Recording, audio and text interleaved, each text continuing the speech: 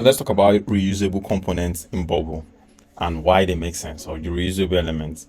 So sometimes you want to build the same thing over and over again. It would not make sense for you to continue to rebuild that same thing in multiple places. But the best thing you should do would be to build it in one place and reuse it in multiple places. So one of the example would be headers. So if you want to build a header, it will be best you build it in one place and then you reuse it in every other place that you want to use it. So how do you create a reusable component? So let's create, for example, a header as a reusable component. So if you want to create a reusable component, you come on top of here, click on new and say web reusable. Then you could do something like header, something like this, and then you say create.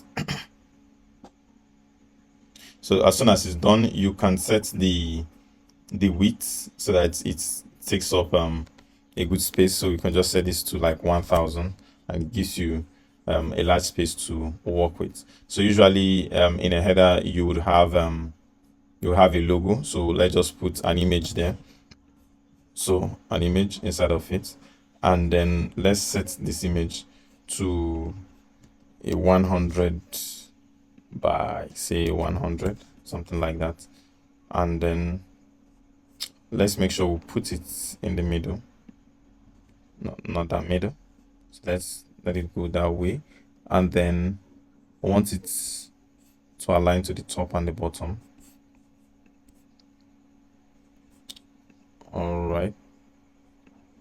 All right, so that makes it work.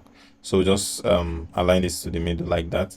And for this outer box, which is supposed to be like the outer container, we will set like a padding there and say put a padding of 10, like that. 10 all around should make sense. So 10 and 10 like that.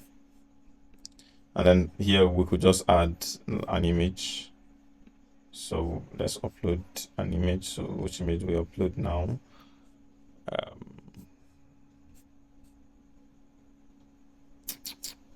This should work. Let's see. And that works. Okay. Then we could add a button on this other side. A button. So to make sure that this button stands by the side, let's change the orientation of this outer part to become a row, and then we can move this button to be the last thing. And then we want to spread it to both sides of the screen. So let's change the orientation here to space between, so it takes it to the end. And for this one, want it to come to the middle like that. Then we can just change the button to what do we do? So click me, something like that. So that's fine. What else can we do? We could just add a text at this middle. Let's make sure we put it at the center like that, and then you could just read whatever I want it to read. Okay, so for now we could just say header like that. So basically that is it. This is how you create a reusable component. Now how do you use it? So let's go back to our page. That's the index page. Now we could just put it inside of this group that we have here. So we'll come here and search for header, which is what we named it, and drag it into our page. So we can drag it into the group like that, and then we want it to stretch out the full width like that. So we just come here and then uncheck here so that it can take up the full width. And then for the height, let's also uncheck this and let's put it at 10 so that it takes its natural height like that. So if you want to also reduce this, we can reduce this from inside of the reusable component, except we want to shrink it by ourselves inside of here. So but this is it. This is how you create reusable component. Now if I create another page, so this is say like the index page. How about when I want to create say another page? So I want to create another page, and let's say this is maybe the about us page, something like that, and I want to have this same header on it. So instead of going say to the header here and copying, I could just come here and then create a group, put it in, and then make sure that this takes up the full width like that. I could adjust this to how I want, and then put in the header into it like this, something like this. So you just make sure it takes up the full width. To make it easy, you could just by the way, it should be inside of the group. So let's make sure it's inside of the group. You could just come here and uncheck this. Now that takes up the full width.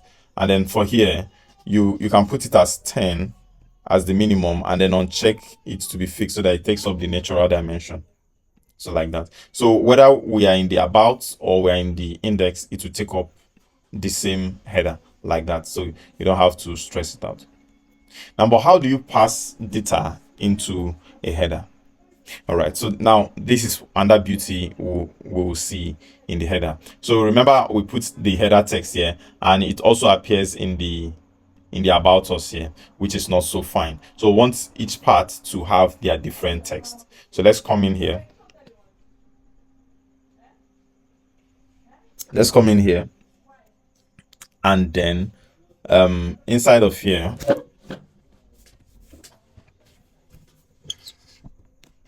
and then inside of here, this text, we want this text to be dynamic. So what we want to say is, in this header, we want to add a new property.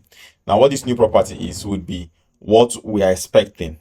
It could also be what we want to pass back to the parent element or parent page.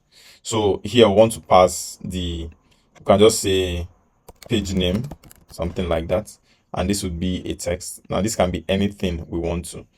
So you just pick a dynamic value. It can be anything here, or you just come down here and pick what you need. So what we just need is text. And then a default value, you could choose a default value so that this would always have a default value. So for example, we can choose header as default value like that and add it. And then here in the header, we could just say this header, then the page name. So whatever the header page name is, we'll always see it here. And you can choose to put like the canvas placeholder, which you can use header, something like that. Okay. So going back to our page here in the index, if you choose to put something else here, like saying this is an index page, that is what you will see there. All right. And then going back to the about us page, what you put here is what you see. So this will be about us. So let's test out what we've done.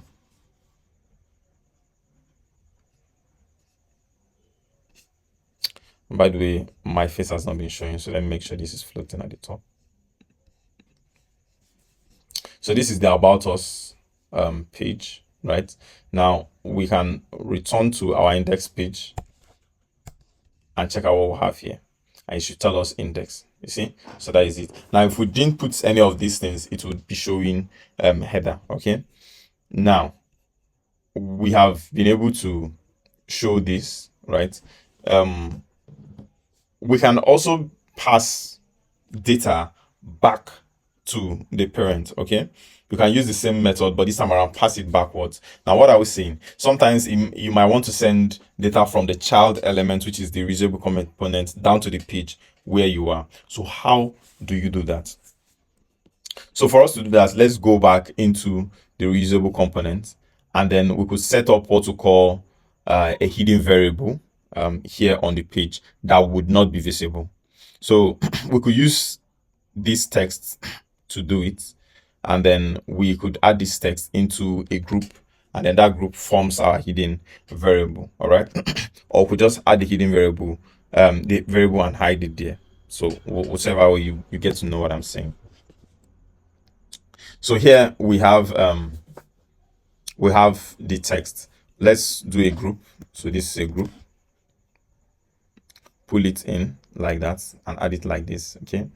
So this group, we just want it to hold data for us, nothing much. So we need to hide it. So for the width of this stuff, we could just set a fixed width like this. So this group we'll do it or we'll make it to be a type of text. So to hold is some sort of text for us like that. And then we want to hide it. So we could just come here and say hide this element. And so it will not be there on our page. All right. Make sure to click collapse when hidden so that it is not there on our page when we hide it. So like we said, we want to use it to just hold on to a particular content. So now we'll use this click me as the click me as the way to pass the data that we're talking about. Okay. All right. So let's do the click me. So when you do click me, add workflow, and then want to display data in group or pop-up. And which group do we have here? We have this group text, which is the group that we have hidden here. See, group text. All right.